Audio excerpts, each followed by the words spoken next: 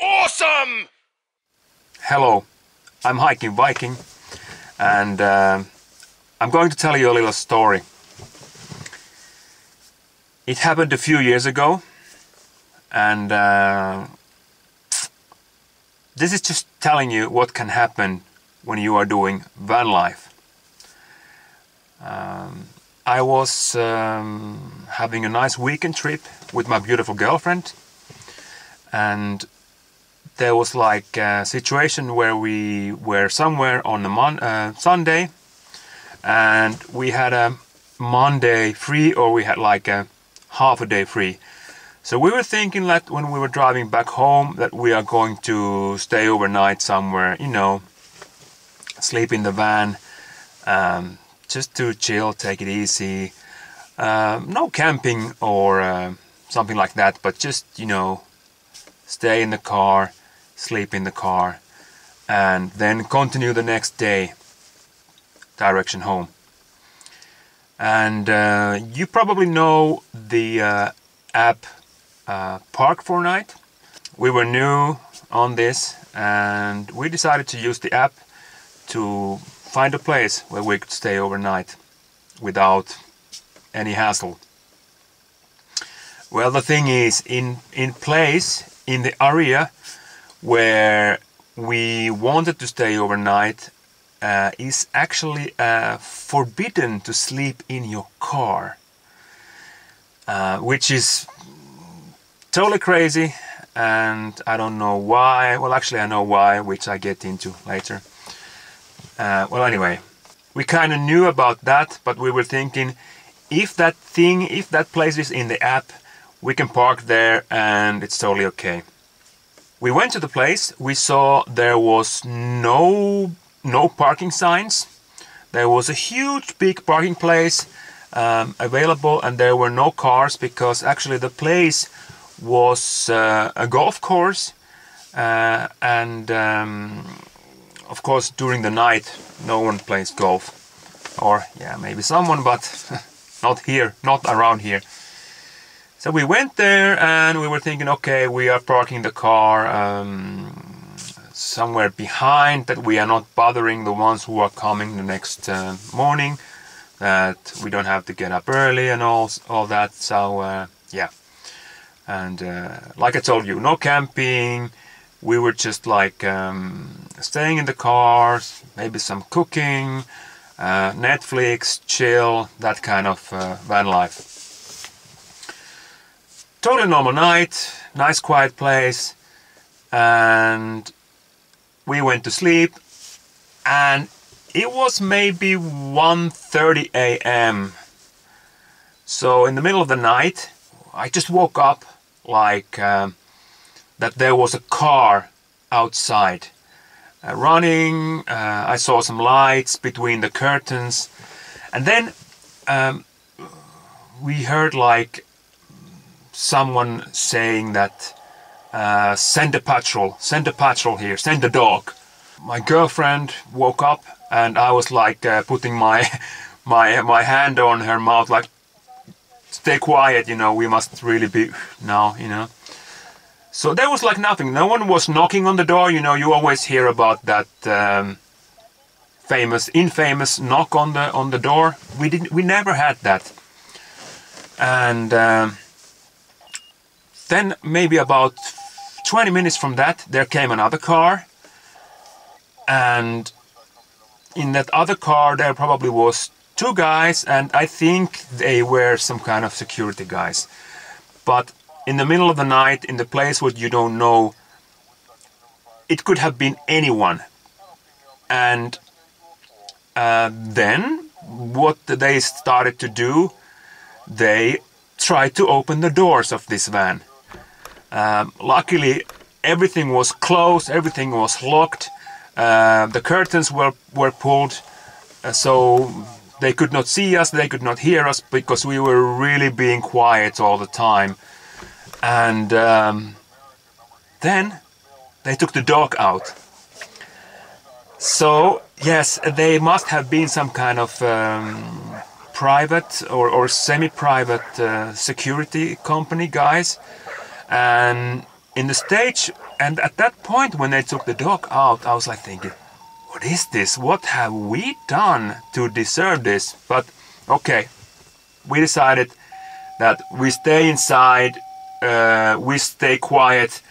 If we now do something, if we let them know that we are here, there will be even more trouble. Because obviously those guys were like trying to find us and accuse us from doing something what we haven't. And then the dog came out. The dog was like, we heard the dog sniffing behind the car, behind the van door, and this, and scratching the step behind the car. And we were like, yeah, now we are so effed. And anyway, we could even hear the guys talking, and then the one guy was like saying that, hey, what is the dog doing? Is the dog reacting? Is there someone inside? And the other guy, probably the dog's handler, said like, yeah, probably there is someone inside, because otherwise the dog would not react like that. We heard the dog crawling under the car, really, and we were like inside the van. Oh my God, this still takes me back to that moment when I'm telling the story.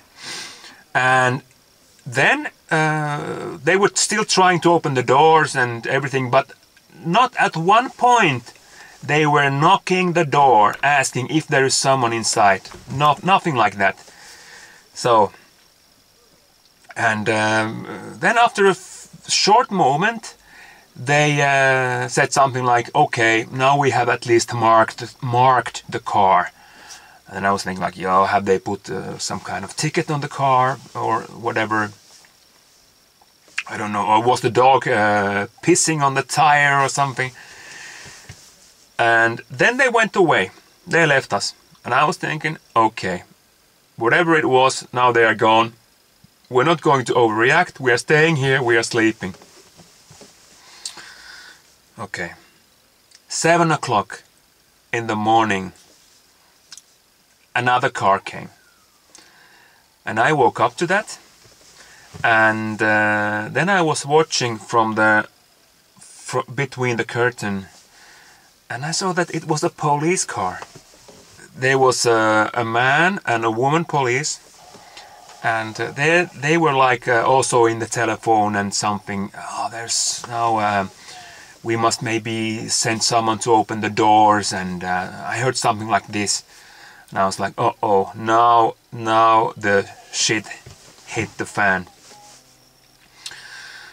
And I said to my beautiful girlfriend, now get dressed, slowly get dressed. Don't make a sound, but let's get dressed now.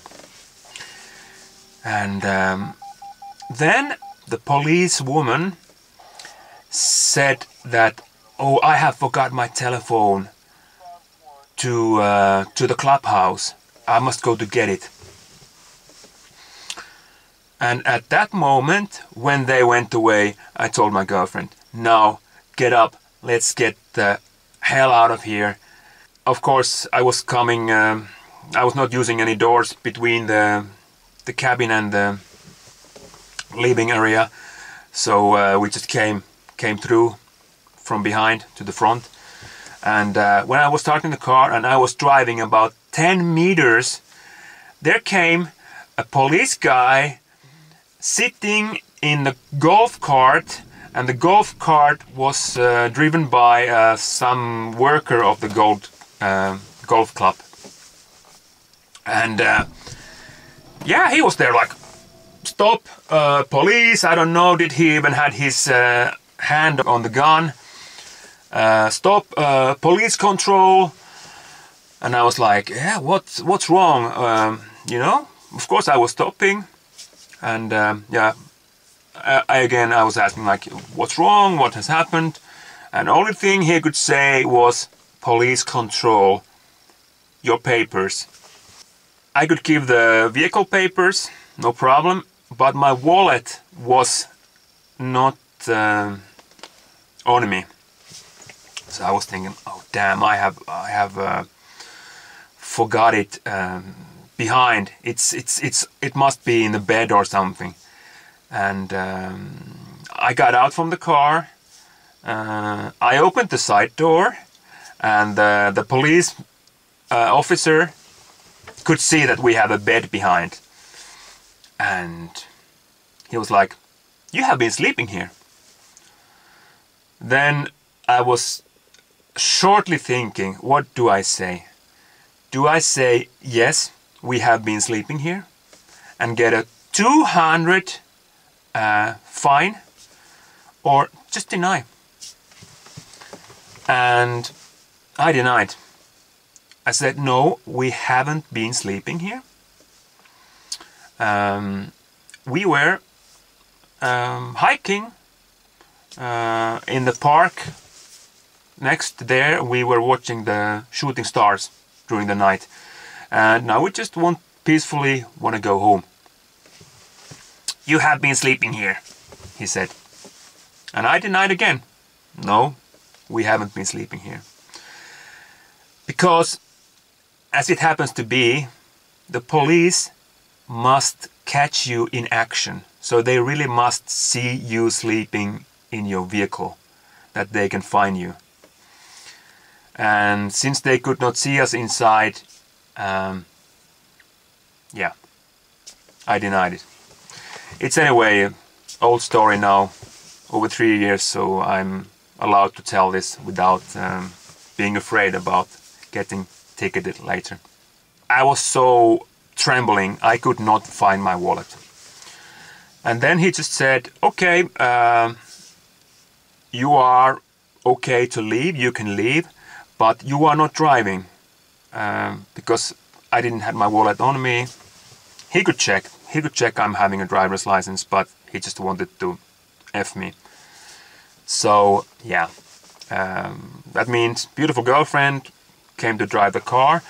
And when I was going around to the other side of the car, the guy who works at the golf club, he told me, hey, I know what you are doing here, and it would be totally okay what you are doing here, but there has been something happening at the golf club.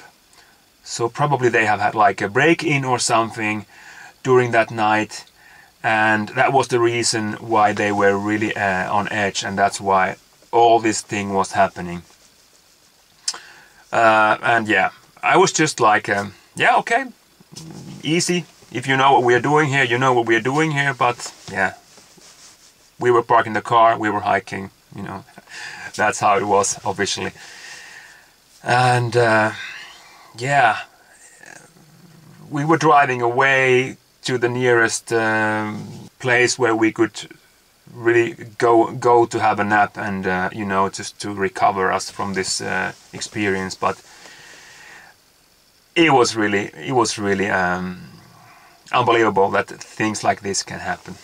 They really try to catch you sleeping in your car. I mean, if you are like overtired and you are too tired to drive your car, then you should be able to sleep in your car, just to recover that you are fresh, relaxed and recovered to drive again. But no. The only reason what I think is why is this stupid law like that? It must be that they try to somehow get more customers for the hotels. Yeah, those hotels which are like anyway, most of them are closed at this moment because of this current pandemic what we are having. But yeah, this is the short story of this day, and I thank you all for watching, and please make sure to subscribe. If you like this video, put your thumbs up, and see you next time. Ciao! There's something in the darkness. I'm going to do the summit.